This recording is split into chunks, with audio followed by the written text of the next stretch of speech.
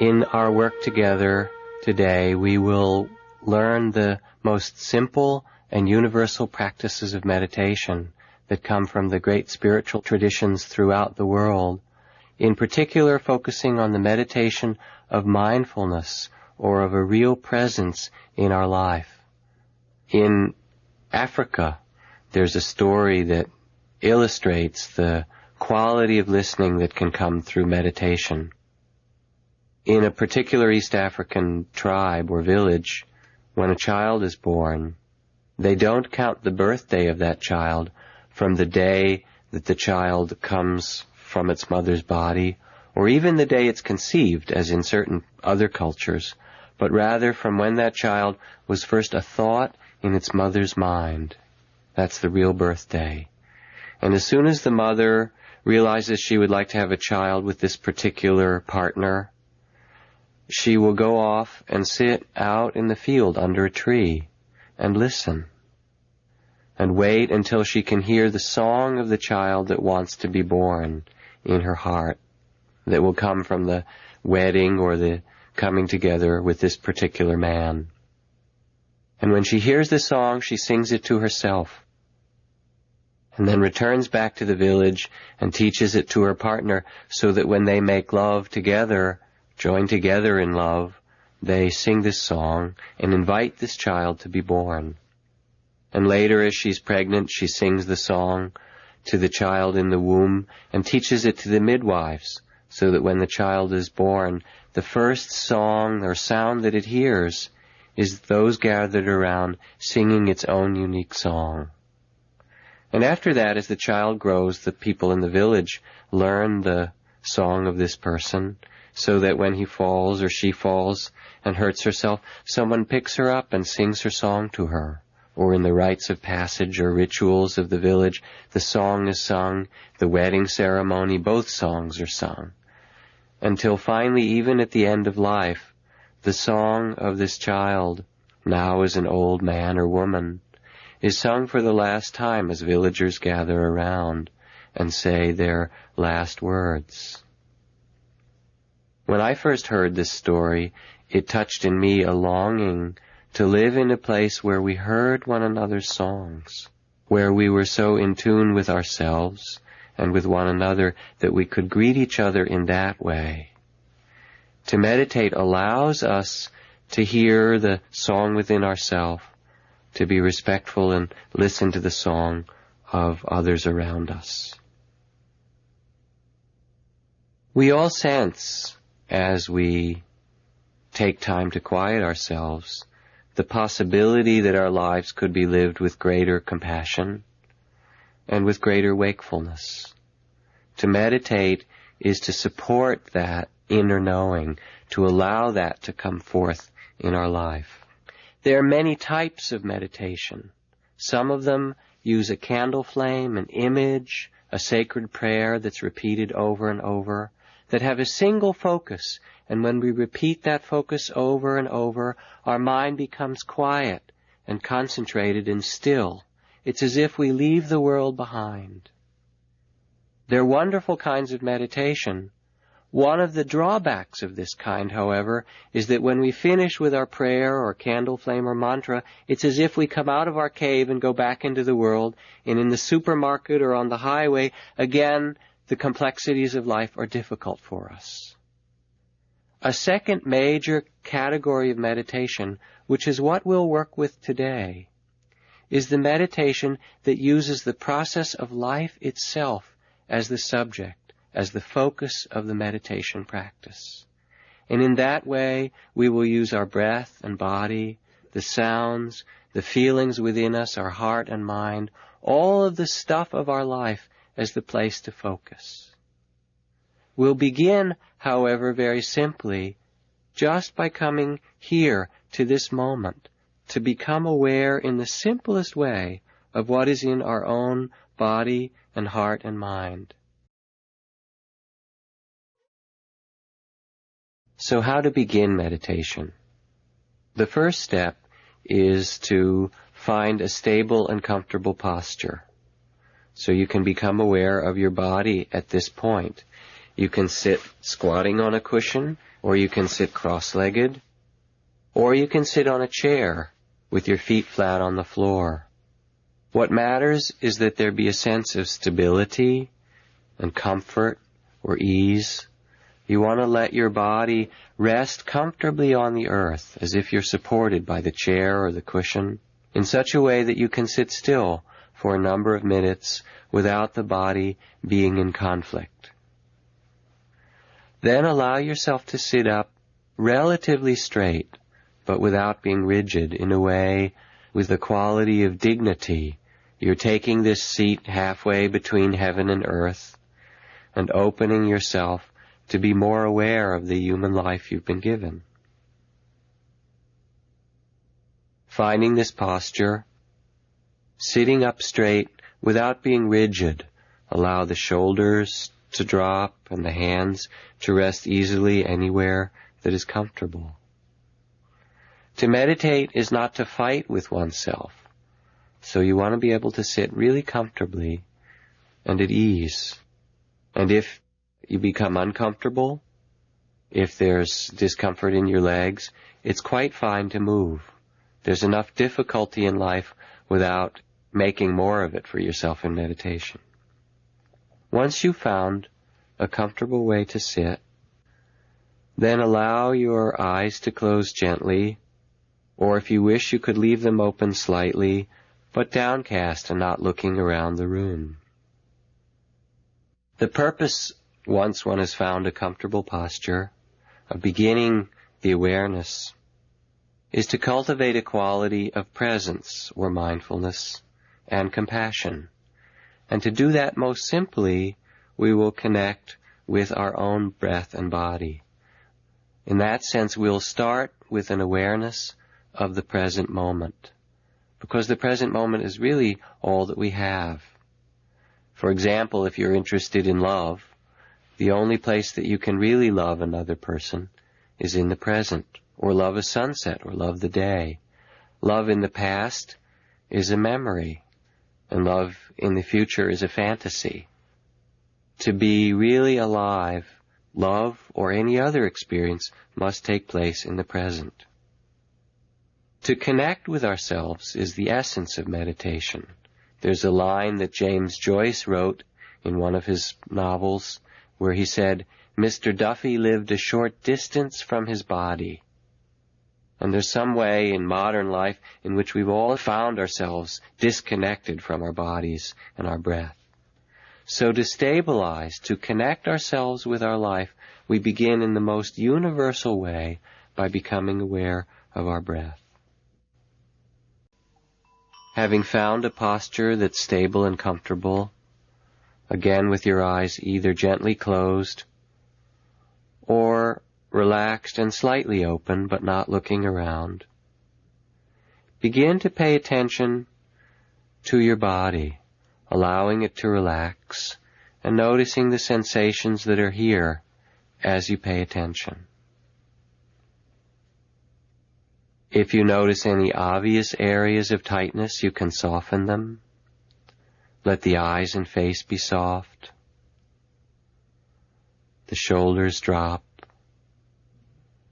The hands rest easily. Let the belly be soft and the breath natural.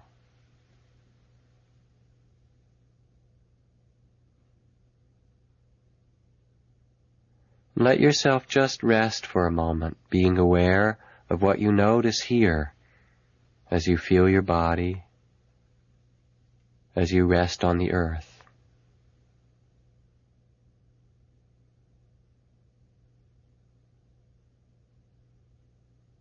As you sit quietly, you'll notice there are different thoughts and feelings and sounds that arise and pass, including these words. Let the sounds and thoughts arise and pass easily, like waves in the ocean, and let your mind and heart be soft, be open, and at peace.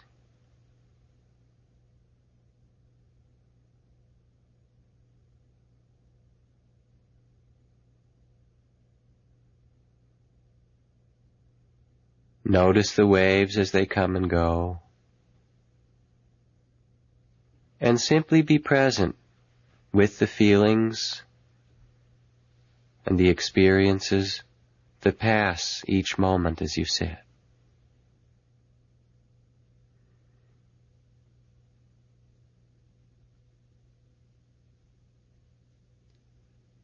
In this space of a kind and relaxed attention, now let yourself become aware of the fact of your breathing. In the midst of the thoughts, the sounds, and feelings that come and go, you can sense your life breath. You can sense the feeling or the sensation of this rhythm of breath. It might be coolness in the nose, tingling the back of the throat, or you might feel the breath as the movement of the chest or the rise and fall of the belly. Let the breath have its natural rhythm, and as you feel it, rest your attention in the breathing. Sense the breath carefully.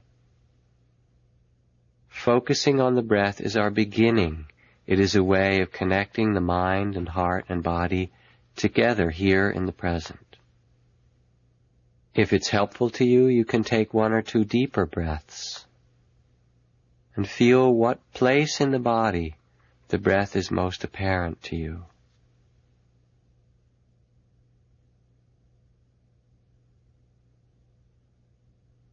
And even if the breath is quite soft, see if you can let your attention become careful and notice the coolness, the tingling, the movement or vibration, the expansion of the belly. Notice whatever you can of the breath and rest your attention in it.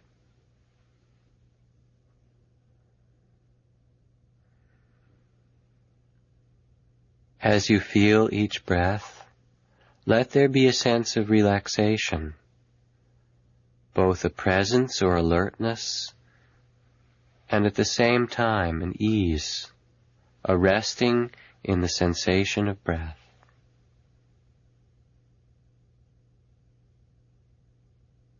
After several breaths, you will probably notice that your mind wanders.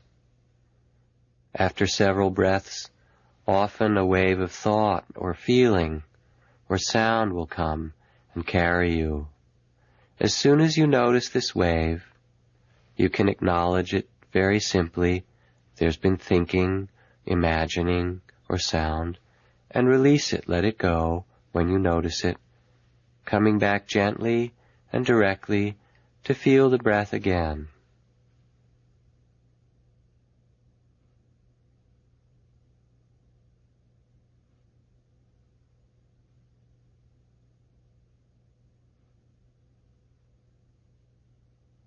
After a few breaths, the waves of thought or sound may again carry your mind off. The mind will wander. As soon as you notice, gently let go and return back to feel the next breath when you can. No judgment, no evaluation. It's like training a puppy. Stay. You put your mind on the breath, and in a few breaths, like the puppy, the mind wanders away. You pick the puppy back up and put it down. Stay. Be gentle. There's no need to beat the puppy, and no need to judge yourself. It is a gentle training of learning to come back and be here, one breath after another, to center yourself in the breathing.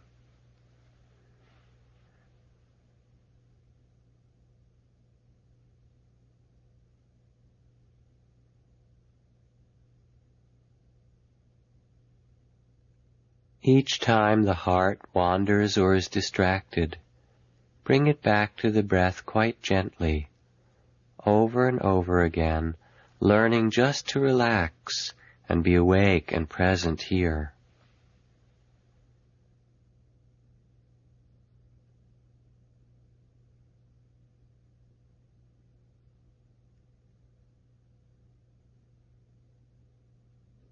If you have difficulty feeling the breath, you can take one hand and place your palm on your belly so that you feel the movement of belly in the flat palm of your hand.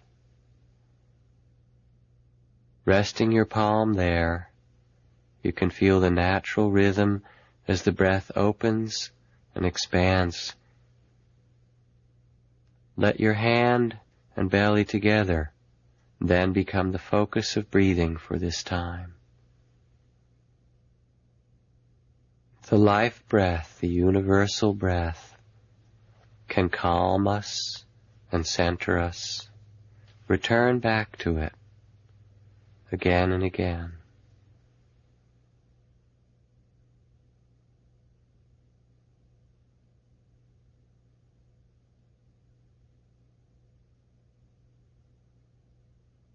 Now we'll end the meditation with a soft ringing of the bells.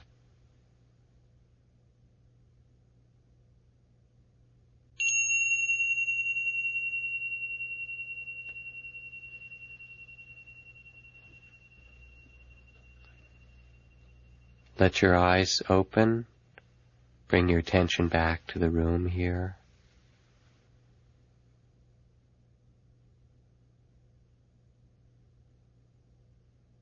This is the first beginning, and it's really a beginning of practice that, like any art, the art of meditation takes some time to practice. St. Francis de Sales said, as a contemplative, to meditate, what is required is a cup of understanding, a barrel of love, and an ocean of patience.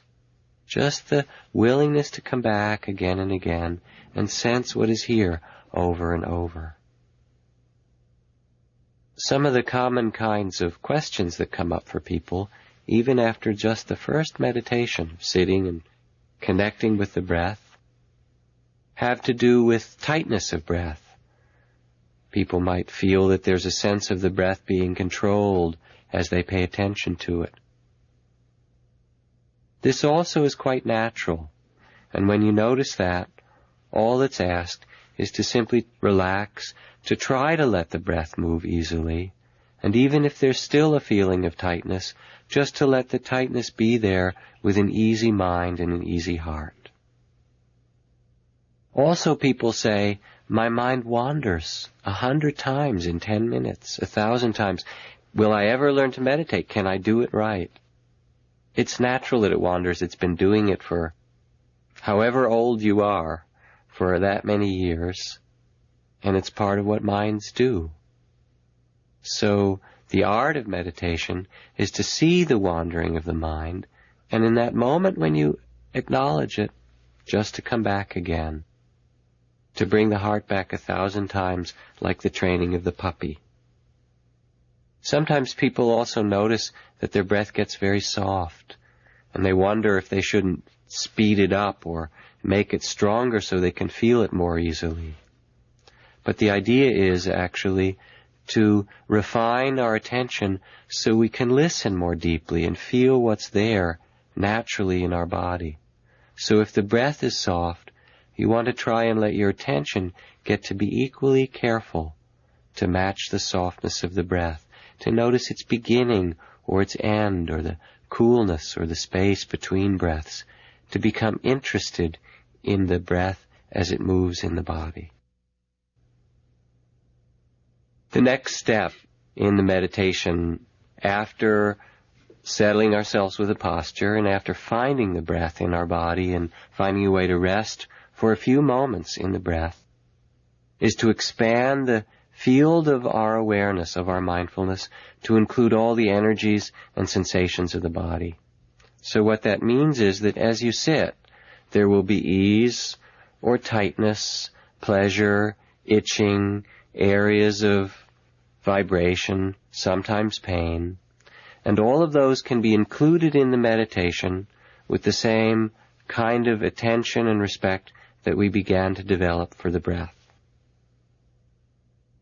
As you sit still, the body begins to open, and in its opening, what we feel are often the things that the busyness of our life has kept us from noticing. So that there can be sometimes unaccustomed sensations just because we're not used to sitting still. But more deeply than that, as you sit, you will at times feel tension in your shoulders or jaw or back or belly or some part of your body that is painful. And you wonder, now why should this happen? Here I am just sitting in meditation trying to be peaceful, not doing very much. Why should it be tense or tight? What happens as you sit and become still is that the areas of tension we carry and accumulate in our life become revealed to us. So that as you're sitting, feeling the rhythm of your breath, all of a sudden certain places may become painful or warm or hot or tight. And in those areas then, what's necessary is to allow that opening of the body, whether it's pleasant or painful, to happen in the same field of mindfulness, in the same spirit of attention. In that sense, what happens in your body, even if it's difficult, is not a problem, but a kind of healing. The tension that we carry, when it first opens, will show us all the conflict or pain or difficulty that we may have stored in our body. And as you pay attention to it with a careful and gentle awareness, it will gradually open and release.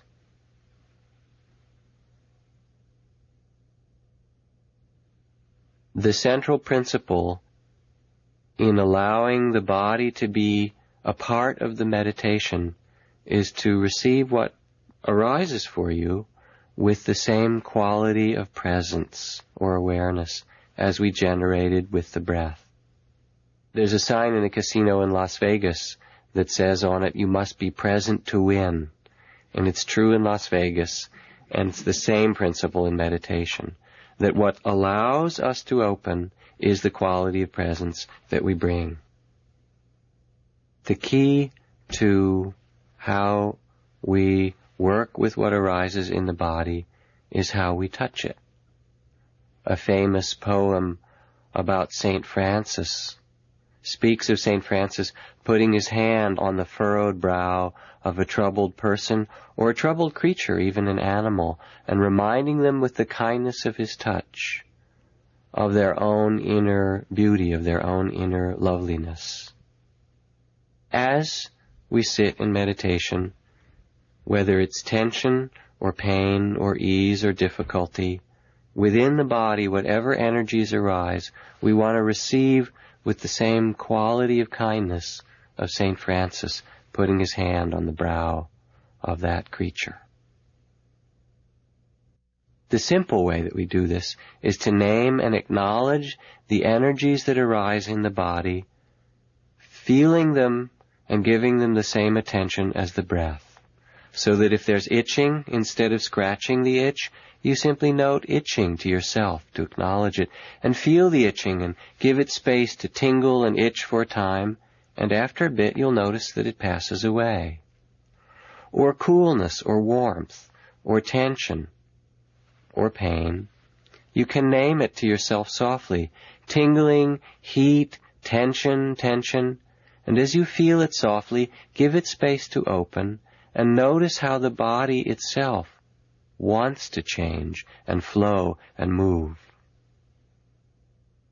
Now it's important as you pay attention to the opening of the body in meditation that you not get it in your mind how it's supposed to be. It will open like a flower does, each aspect of the body in its own time. Sometimes when you pay attention to something, it will dissolve and you'll feel more peaceful. Sometimes it will stay the same. Sometimes it'll get worse. You pay attention, and the intensity of that pain or tension in the body will get actually stronger. And that means that it needs to open in that way to allow a kind of peace or freedom to come on a deeper level within you. Again, finding a comfortable posture for yourself, stable and at ease. Let your eyes close gently or eyelids lower somewhat. And bring your awareness back, as we had with the breathing, just to the present. You can notice again the natural rhythm of your breath, feeling the sense of that coolness or tingling in the nose, feeling the movement or chest and belly. And let yourself rest in the breathing as we had before.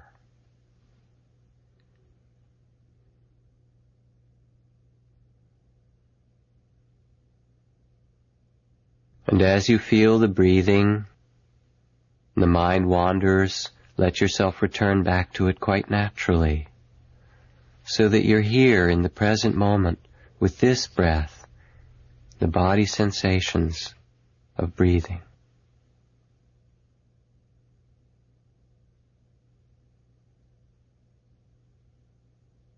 And now as you sit, feeling the natural rhythm of breath, and noticing the mind as it wanders off and you return back, become aware if there are any sensations in your body that become strong and pull your attention away from the breathing. So as you feel the breath, if there's tingling or coolness or itching or tightness in your legs or hips, instead of ignoring it, let go of the breathing and now feel that quite carefully. You can name it to yourself softly, tingling or tightness, and give it space in your heart and your awareness. Let yourself feel it easily, letting that energy of the body open in your attention. See if you can be aware of the sensation in a peaceful or a kind way.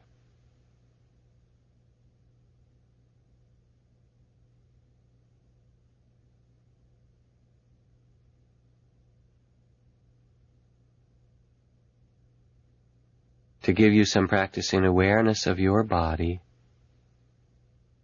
let go of the breathing for now, and take a few moments to scan your body and feel where the sensations are strongest. And whatever area the sensations are strongest, name them to yourself quite softly. Tingling, coolness, pressure, throbbing. And as you name them, feel them, giving space for that body energy or sensation to open easily. Maybe it will get stronger. Maybe it will dissolve. That's not your task. Simply notice.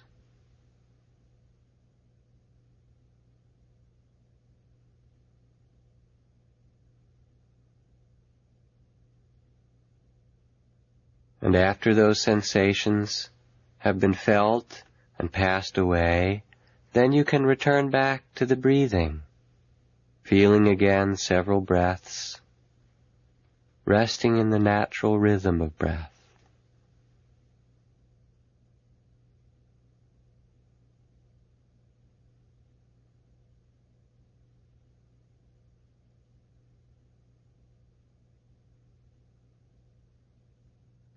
As you follow the breath, if again there come any strong sensations, let go of the breathing and receive the sensations with a kind awareness that includes them in the meditation, naming them softly.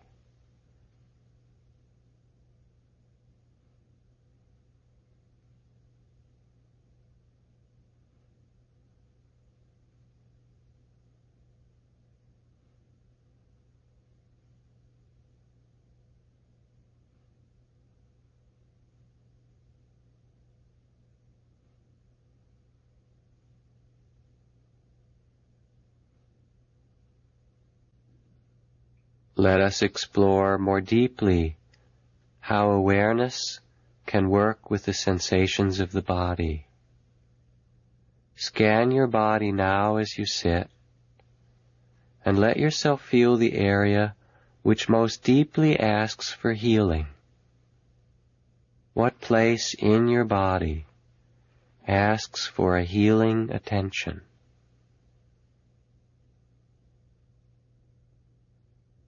And as some place arises, feel deeply what are the sensations, the energies, the quality of wounding that may be there. And allow those sensations, or even that pain, to float in a sea of kind attention, as if your heart and mind was the ocean, and those sensations could be held with great kindness. Name them softly, tingling, pain, whatever they are. Allow them to open or change as they will.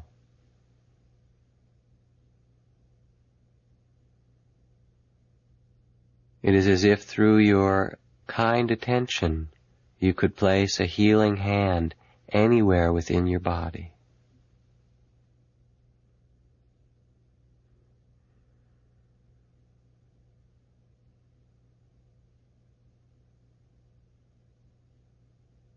And again, after opening the awareness to those sensations and areas of the body that ask for healing, you can return your attention, when you've finished, back again to feel the breathing, alternating the breath some of the time, or awareness of the energies of the body as they open.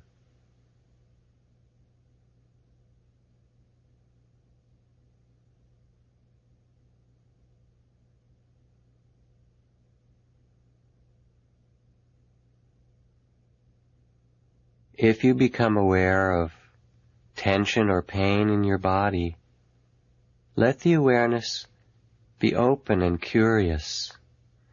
We have the name pain, and usually we've been trained to run away. But what is the quality there? Is it tightness or heat? And if you hold it in a kind attention, what happens to it? Let it open as it will.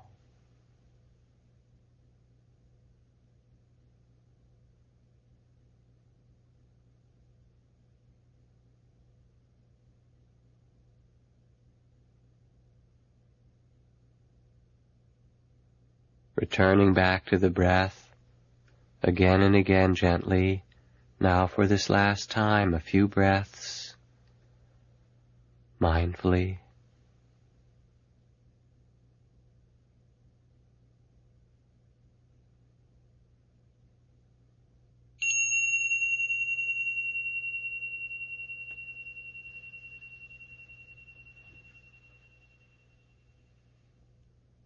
Let your awareness come back again to the eyes open and to the room here.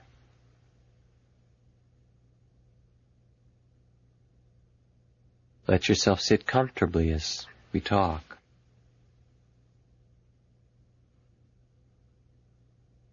Some of the kinds of questions that come up when you start to work with the sensations in the body can include, what happens if it lasts a long time? Do you spend your whole sitting being aware of a pain in your knee or something? And you don't want to make a struggle out of the meditation, so that if there's something opening in your body, you give it attention as best you can, and if it becomes a struggle, then you can just release that and go back to your breathing quite naturally. Be aware of the breath for a while and then go back to it again in an easier way later. You don't want to make the meditation something where you're fighting against yourself. It's rather to allow yourself to open. Another question often comes up, what about if your legs fall asleep? Or what about if you get pins and needles and tingles and so forth? And you can experiment with that. Sometimes you can sit and feel what the pins and needles are like and let that be part of the wave of meditation. In other words, you can sit and learn how to be with even something that intense. But then after a while, if it's too much or it seems too much to focus on all the time, then just simply change your posture and again come back and work with the breath or whatever else is there in a natural way. In the same way that we're paying attention to the sensations of the body, also if sound arises, it can be included in the awareness. So there you are feeling the breath in the nose or the breath in the belly or the chest, and all of a sudden there's a loud sound or an airplane goes overhead or a truck that goes by or whatever it is, and you can simply feel the sound as it touches your ear. And you can note, if you wish, hearing, and let the sound be a wave just like the breath is a wave, and you remain centered in the midst of it. When the sound passes, then you return naturally back to the breath. It's really helpful to know how to work with sound in meditation because lots of circumstances are kind of noisy. I had a friend who was meditating who lived in the city quite near a firehouse. And at first he would get really upset because there he'd be very peaceful, feeling his breath. And then the sirens would go on. And what he learned after some time was that he could include the sirens. He kind of made a game for himself. When the sirens would start, he would see if he was really present and mindful at that time. And after a while, he began wishing that the siren would come more often because it would wake him up. So let us look at some of the common states that arise as one begins to meditate that become difficulties or distractions. One of the first of these is the wanting mind. It's sometimes called the if-only mind. You're sitting here meditating, minding your own business perhaps, or you're sitting here meditating, just following your breath, and all of a sudden your mind says, if only I had something to eat, or if only it were warmer, or if only it were cooler, or if only I had a more comfortable meditation cushion, or if only this or that. Do you know the if-only mind? It's the mind that comes and taps you on the shoulder and says, if only you could get this, then you would be satisfied. Your life would be fulfilled. But the problem with the if-only mind is that as soon as you get that, the if-only mind doesn't stop. It says, all right, I got a nice car. Now I want more money and this relationship. And it's always something that we don't have, something in the future. So what do you do when this force of wanting comes? First, you see it for what it is. I think it was George Bernard Shaw who said, there are two great disappointments in life, not getting what you want and getting it. And you see that it's just the wanting mind, and you see it for what it is. In seeing it, you can name it in the same way that we acknowledge the pleasure or the painful sensations in the body. You can note desire or wanting, and instead of getting up and opening the refrigerator or whatever your common distraction is, you sit there and feel the hunger or the wanting, and you name wanting, or if only, and sense what that energy is like. And then you have a choice. Will you get up? Maybe it's the wise thing to do. Or perhaps you can also learn to know the wanting mind and to find a place of peace that doesn't have to follow each of those as they arise. As you acknowledge desire or wanting, you begin to see that your mind is a little bit like a child. I know when I took my daughter to Disneyland, I want this kind of candy and I want to go on that ride and I want this. And our minds aren't very different, really. You sit still and it wants all these things and you can say, yes, that's nice. You don't have to be angry with your child, but you just see it for what it is. You see the mind for what it is. And you find a place of rest in the midst of knowing, of wisdom. Another way to understand what we can do with the energies that arise is to imagine that you could bow to them. Not that there's something wrong with them or you have to follow them, but you can simply say, oh, that's interesting too. When I was in the monastery, we were taught to bow as we entered the meditation hall or bow to the master. And later on, one of the senior monks told me, strictly speaking, you should bow to all your elders.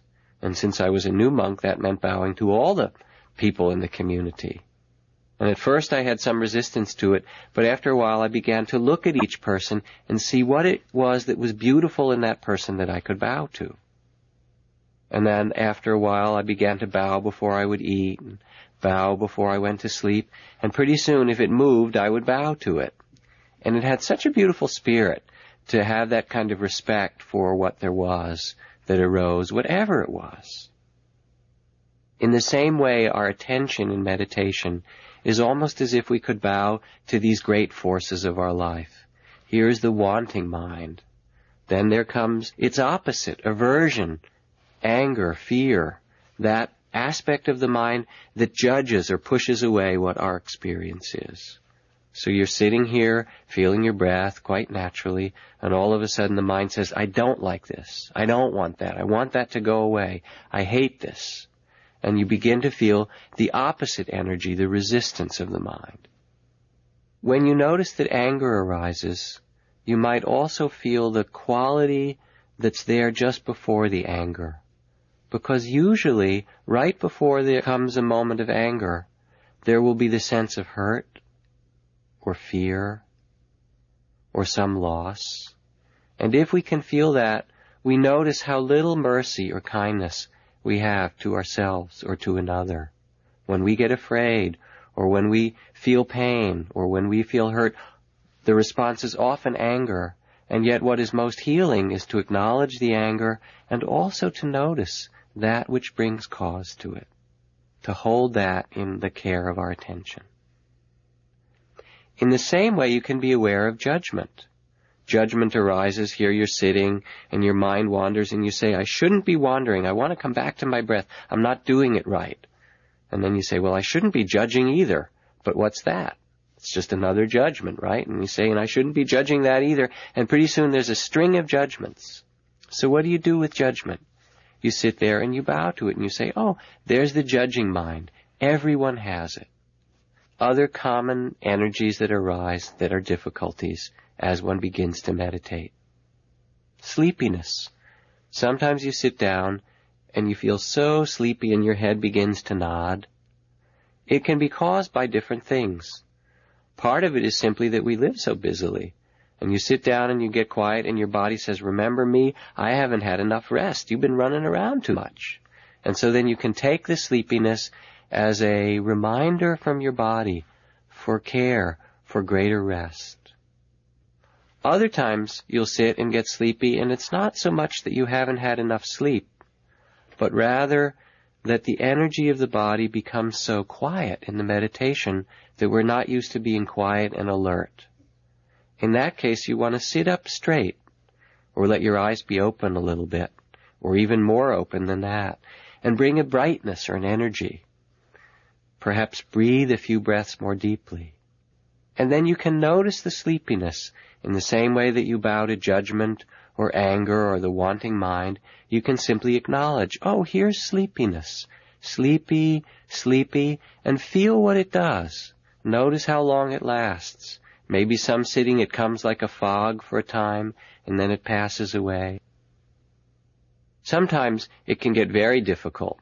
In my own training in meditation, I went to my teacher and I said, I'm so sleepy all the time, what can I do? And I tried the remedies of sitting up straight or opening my eyes and so forth. Didn't work. Finally he said, all right, there's a well near your cottage. Go and sit right on the rim of the well. So I went and I sat on the stone at the edge of the well. After a little while I got sleepy and I started to nod. And I looked down and there was 60 feet of space. And the fear and the adrenaline rush that came kind of sat me right up again. And my meditation got a lot easier with my sleep sitting on the edge of the well. It's not to say you have to struggle with these things, but to understand that these are the natural energies of our mind and of our heart, and that they can be included in the awareness of practice. Another common energy that comes in the meditation when you're sitting is the energy of doubt. I can't do this. It's too hard. It's hard to sit still, or my mind is always wandering. Everybody's mind is wandering. Or I'm distracted, or I'm too young. I should start when I'm older. Or maybe I'm too old. I should have started when I was younger. Or this is the wrong kind of meditation, or whatever. All these thoughts that say, I can't be here where I actually am. I need it to be somehow different. So what to do when your mind doubts? What to do when your mind doubts is very simple. You simply bow to it. Oh, there's the doubting mind. Everyone has it. But you can't do it. Thank you.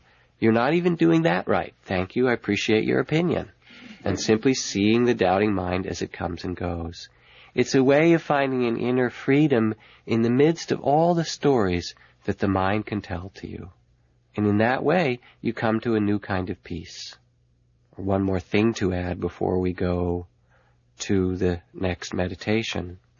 Just as the moods of wanting or restlessness or doubting or fear or aversion will arise and pass, and we can bow to them and acknowledge them as part of the meditation, so too there will be the movement of mind, the thought factory you could call it, spinning out plans and memories and imaginations and telling stories.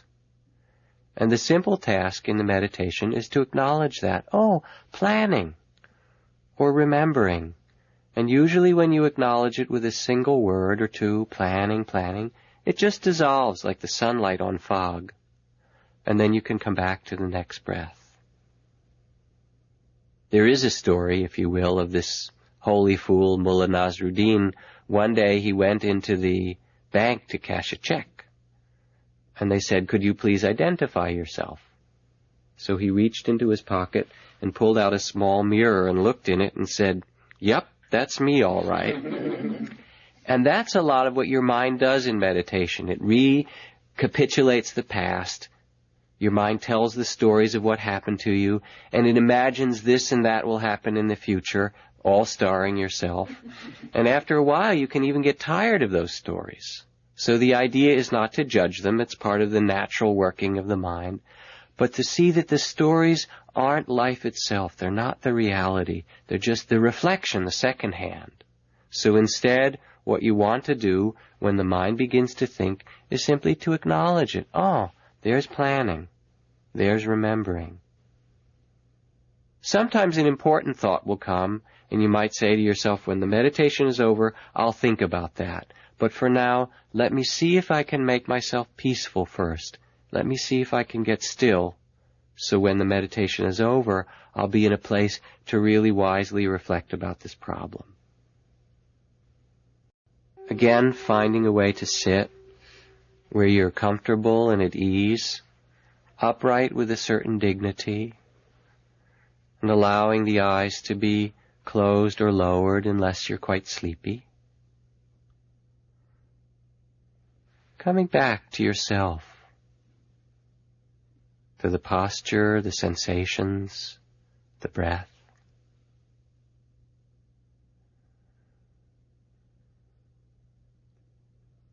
Again, as we begin sitting, allow your attention to rest in the breathing. This is like home base. It's the place to return to over and over, feeling the next breath, feeling its beginning or middle or end, the coolness or the pressure or the rhythm, and learning to use the breath as a place to quiet the mind and soften the heart.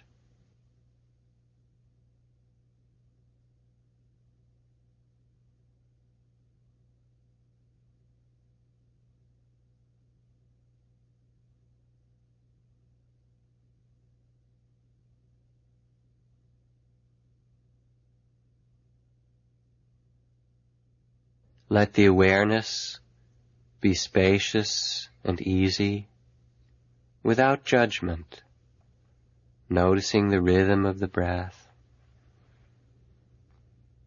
noticing sounds if they arise and pass, or noticing the sensations of your body, receiving them with a kind and respectful attention. Tingling, pain, itching.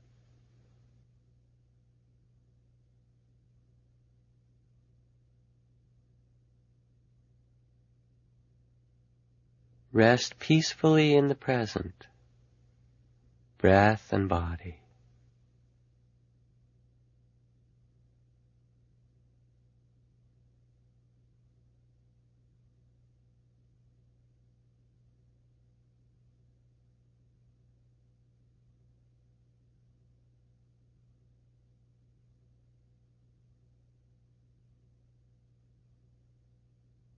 And now as you feel the natural rhythm of breathing, resting in the present, If there arise any moods or feelings or thoughts that carry you away from the breathing, you can acknowledge them gently with a soft word in the back of the mind, planning, or wanting, or fear, or sadness, or perhaps it will be pleasant moods, love, or joy, or peacefulness. If a feeling arises and becomes noticeable, let go of the breathing and acknowledge it gently. Sleepy, sleepy, or restless, restless. And as you name it, give it space to open or change as it will. Restless, restless, restless. Feeling it quite fully. And when it's passed away, return back to the breath.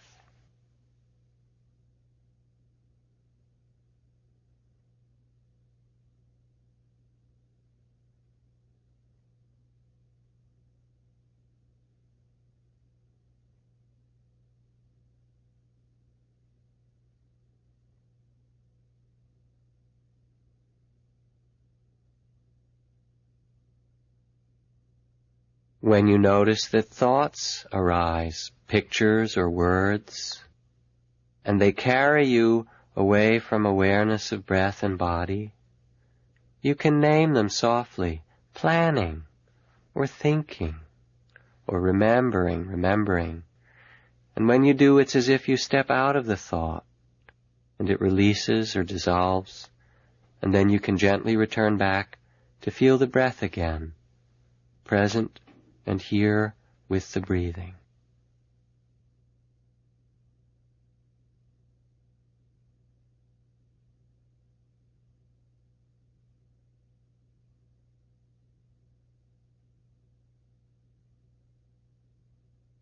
Let yourself rest in the space of awareness. Thoughts come and go, sounds come and go, and you rest at ease. Feeling the breathing, or naming the waves of experience when they become strong.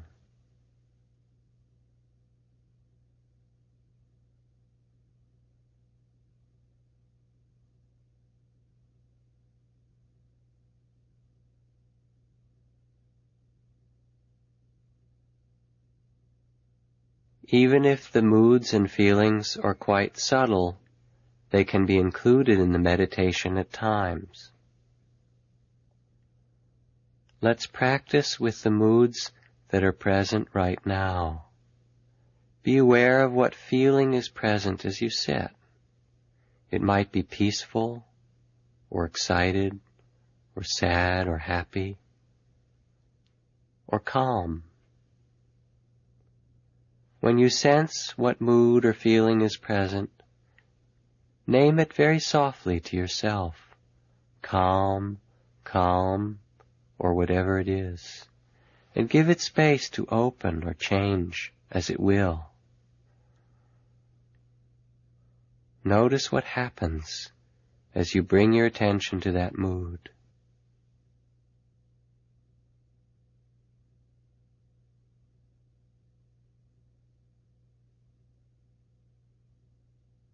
And if it passes away or dissolves, you can gently return to the breath. If another mood follows it, you can bow to that one, acknowledging restless, or whatever it is.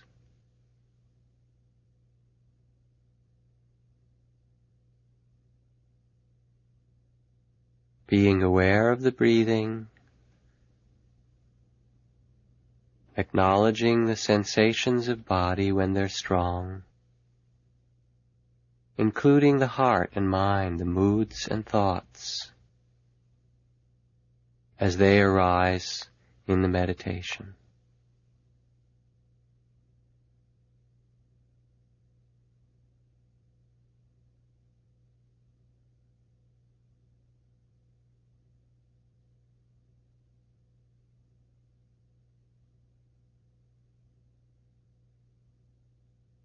As you sit, feeling the breath, notice when thoughts come, if they are word or picture thoughts, or both.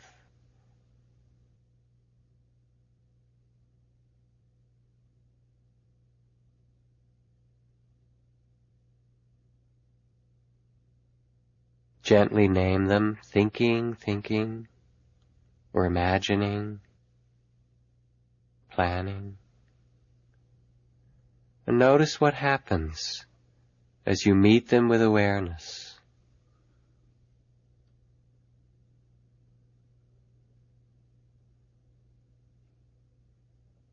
And after they have dissolved, again return back quite simply to feel the breathing in the midst of all experience.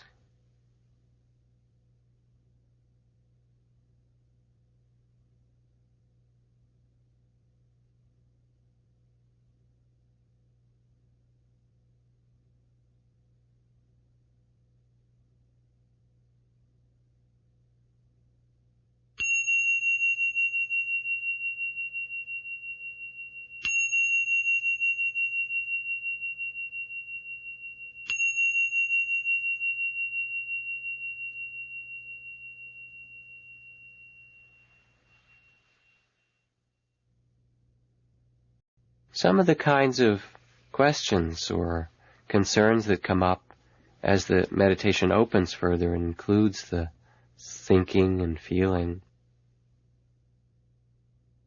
People will say, I'm lost in thought so much of the time. What should I do? I think the first thing is simply to acknowledge how much we are lost in thought. It's called, in insight meditation, it's called seeing the waterfall, to see how much thought there is inside. It doesn't matter how often you go away or how long the thoughts last. That's not really in our control very much. What matters most simply is that the moment that you wake up, that magic moment when you realize, oh, I've been thinking, whether it's 5 seconds or 5 minutes later, that's the moment that makes a difference. Because that moment then gives you the choice to continue to be lost in thought or to come back again and say, here I am, alive in this present moment. So it doesn't matter how many thoughts there are or how long they last. What matters is at the moment in the end when you realize, I've been thinking. Then, in that moment, you can return.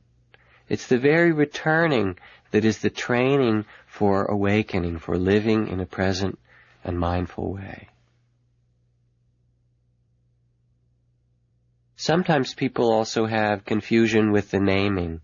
It's too hard to name the feelings or thoughts. Was that a plan or a memory? Is this sadness or sorrow? If it seems complicated, keep the names very simple. You can either drop them or just note generally feeling, or thinking. The naming is an optional aid to help us simply be aware of whatever's happening. So you can use it if it serves you, and if not, just let your awareness be with whatever's present. Another kind of question that comes up is, what if the feelings are really strong? You sit and a sadness comes, and all of a sudden the grief that many of us have carried for years arises, and it's as if you could meditate and weep for a long time. What to do if you're sad for a long period, or angry, or some other feeling lasts a long time? That too is fine. Sometimes the theme of meditation is sleepiness. Sometimes it will be the tears of our sorrow. Sometimes it will be joy. Let the feelings come and go as they will, and let that be your meditation. It's like the clouds that need to rain and weep themselves to the end, a poet said, in order for us to have again the clear sky, the beauty of the heart, to shine out from beyond it. So don't be afraid of whatever feelings arise in meditation. Let them be part of your practice. My teacher said that if you haven't really wept deeply, you probably haven't meditated for so long yet. So it too is a part of the practice. What about stories that come and repeat themselves over and over again? We like to call them the top 10 tunes in meditation. You sit there and the record goes on and it plays itself again and again, the same story. If there's a repeating thought that comes again and again to you, generally you can give it a soft name for whatever it is, worry or remembering. And if it comes back many times, it's a signal that something deeper wants to be felt or accepted. So if the thought keeps coming again and again to you, maybe there's a loss that needs to be acknowledged, or a love that you have that wants to be acknowledged, or some creativity that wants to be felt and later on honored in some way.